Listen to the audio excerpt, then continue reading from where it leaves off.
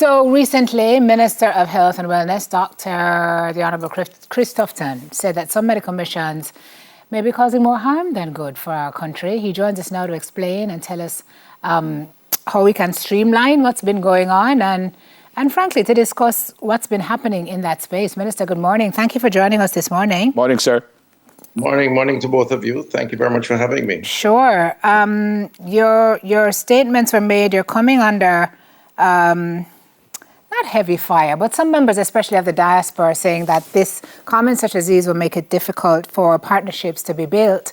But you have made the comments because you see certain things that are going on that would give us pause and encourage us to be wary. So tell us what's been happening with regard to the medical missions. Why it would have prompted you to have made that statement?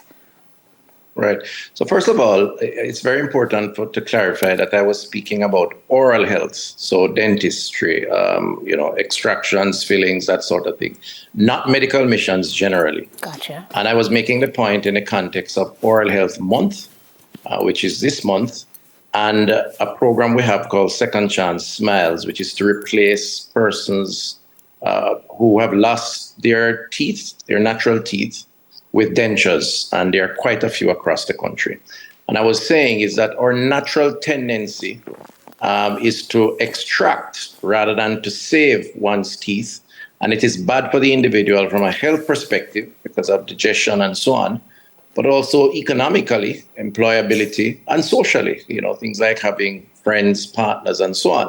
I was making that and saying at the same time that some of the medical missions, the oral health missions, to be clear, not all, because we have some really good partners who come to Jamaica, have with them students, medical students, some without permission, they are not registered.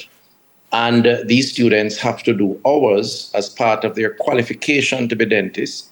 Part of those hours involves extraction. And I'm saying that focusing on extraction is more harmful to the individual based on the three things I've mentioned, both from a health perspective, but otherwise, then it helps. And we have to streamline to ensure that the partnerships provide a longer term benefit to the individuals. So this is not an indictment or a blanket statement around all medical missions.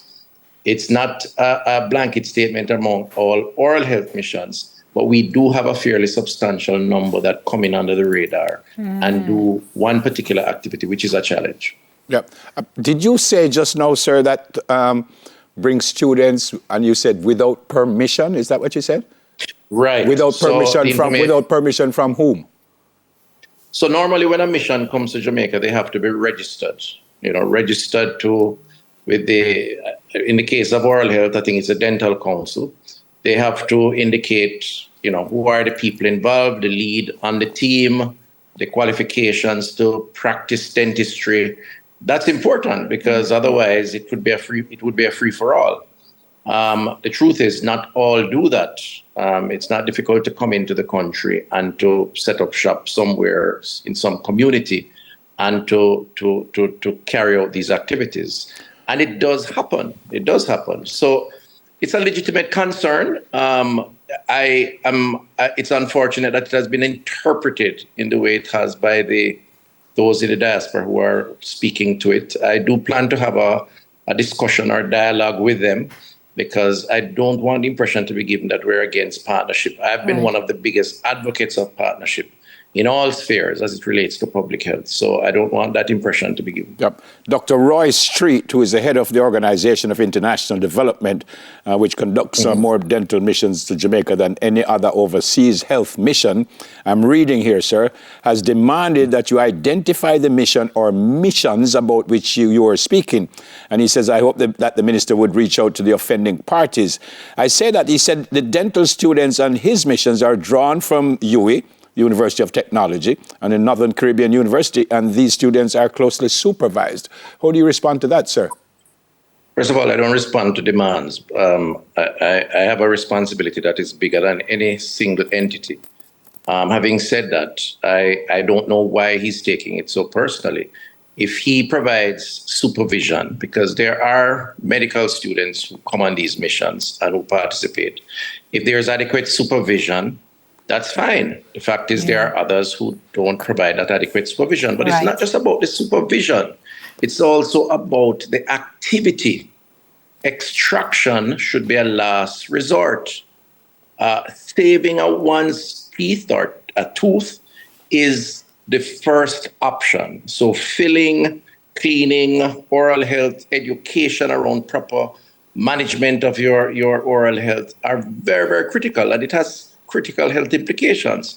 And that's the context in which the statement was made. So again, I'm sorry if people feel offended, and we can clarify because we value the partnerships, but let it not appear as if we do not have challenges that we need to address. I can't afford to do that because I have a bigger responsibility. Minister, who has oversight for these entities when they come? For example, if you find that there is an outfit who comes here and is guilty, for want of a better word, of some of the breaches that you have mentioned, who then deals with that, and what are the repercussions? Is it that they would not be able to come back, or they have to prove their worthiness to be able to come back? How does that work?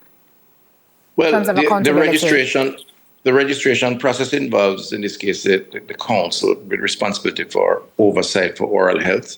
In the case of medical missions involving doctors and so on, and the medical council is involved in that.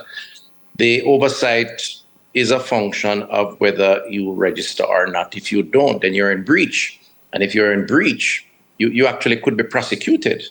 We do have that breach taking place in Jamaica currently. I mean, from time to time, we get reports of persons who have set up shop claiming to be professionals and trained and qualified when they are not. And when that happens, investigation takes place and the matter is pursued and can be pursued up to prosecution. But again, it's a monitoring, oversight, enforcement mechanism which involves multiple agencies, and it's not always perfect. But yes, persons can be prosecuted. Yeah. Minister Tufton, let me play devil's advocate a bit here and go back to what Dr. Street said.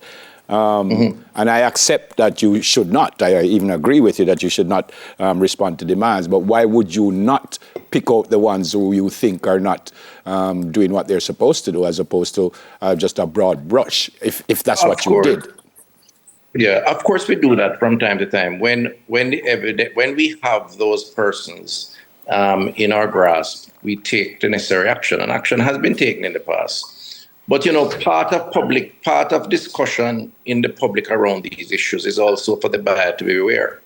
Is also for public education among the consumers, the public, who may require a service and who may feel that they without inquiring, may see a service being offered and take advantage of it to their detriment. So I don't just see my role as dialoguing with those who offer the service. I also see my role as educating the public sufficient so they make informed choices. And the only way to do that is to have discussions around these issues. So that is how I see it. We can clarify where that clarity is required, and I'm more than prepared to clarify. But I mean, I don't want to be placed in a position where if we know there's an issue, we can't talk about it because one or two persons may be offended. I don't think that serves the best interest of the public, particularly if they're taking a service that is not good for them. Is a part of that public awareness making the offender public? That's the point. Yes, when we have that evidence, we will do that, yes. Okay. You said you were not talking about medical missions overall. You were speaking about oral health. What about medical missions overall? Are there issues there also? There are always issues, from time to time, but for the most part, they are, in the case of medical missions, they are outliers. They're very, the minority of the time. That's the information I have. But yes, from time to time, you do have persons who will come in and provide services that they may not be fully qualified to provide. Yep. It's part of the process of monitoring and enforcement and registration, which is required. Yep. We have to streamline and make it more efficient to register. Sometimes persons complain about that. We have a charitable entity within the Ministry of Health and Wellness, which provides guidance where persons who want to come in are given that guidance. And it's always a work in progress. But generally speaking, medical missions provide a very important service when they come into the country. And finally, sir, because the diaspora watches us also, what Sure. would you say to those folks who want to come in and help medically, whether it's dentistry, what do they do? First of all, we value the partnership. We have the entity within the ministry that provides information. There are missions abroad, Jamaican missions in New York, Miami, the main centers, the main embassy being in Washington. They also are critical points of contacts that can forward information under the Ministry of Foreign Affairs and Foreign Trade. And, if you're unsure, just inquire. We have reaching out sessions from time to time. In fact, there's one planned over the next week. So stay tuned to that. It will give an opportunity for persons to have discussion, and I'll be there to answer any questions that they may have. Thanks for speaking with us, sir. God bless you and your family. Stay safe, sir. All the best. Take care. Thank you, Bye-bye. Minister. Minister of Health and Wellness, Dr. The Honourable Chris Tufton. So, are there opportunities here in Jamaica for the gaming industry? That discussion is next. We'll be right back.